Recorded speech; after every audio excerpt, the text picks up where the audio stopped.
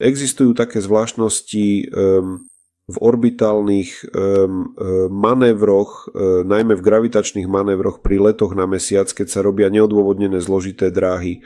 Ukážem príklad na mojom simulátore. Čiary pred mesiacom, pred kozmickou loďou, to sú vektory smeru a veľkosti rýchlosti. To znamená, čím väčší je vektor, tým vyššia je rýchlosť. Ako sa bude približovať k mesiacu, odchýli sa smerom k mesiacu a v určitom bode začne zrýchľovať. Veď kozmická loď práve prešla gravitačnými zrýchleniami a preletela za mesiacom. Aký je tu problém?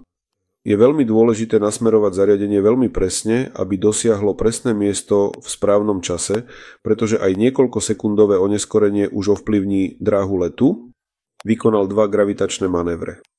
Jeden správny a normálny je niekoľko obletov okolo Zeme, aby získal vyššiu rýchlosť a vzdialil sa od nej s dobrou úsporou paliva.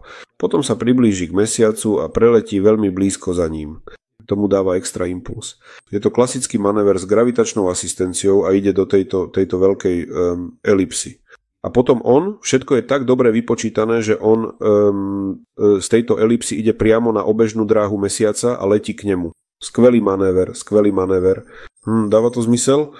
To nie je pravda. Ako sa približuje k mesiacu, vracia sa na svoju normálnu obežnú dráhu. To isté sa dalo dosiahnuť jednoducho, keď prvýkrát letel na mesiac. Je to úplne to isté. Bolo treba len niečo opraviť a prístup nebol taký silný. A rovnako to bolo hneď oveľa jednoduchšie.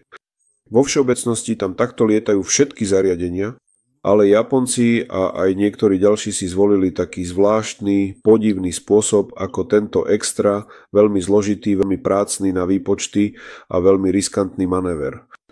Zmysel tohto manévru je veľmi, veľmi pochybný. Spotreba paliva je tam nulová, ak nie naopak, minieme viac paliva a existuje viac rizík.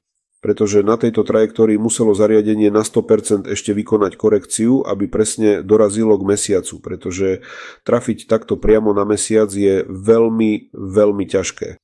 Ak sa len trochu pomýliš, dokonca aj o desatinu, nie dokonca o 100 stupňa alebo zrýchlenia a letíš úplne inám. Na čo je potrebný vzdialený gravitačný manéver pri mesiaci, ak kozmická loď aj tak vstupuje na obežnú dráhu mesiaca s normálnou predvídateľnou orbitálnou rýchlosťou? Pravdepodobnosť straty kozmickej lode pri takýchto manévroch je obrovská a úžitok z toho je nulový.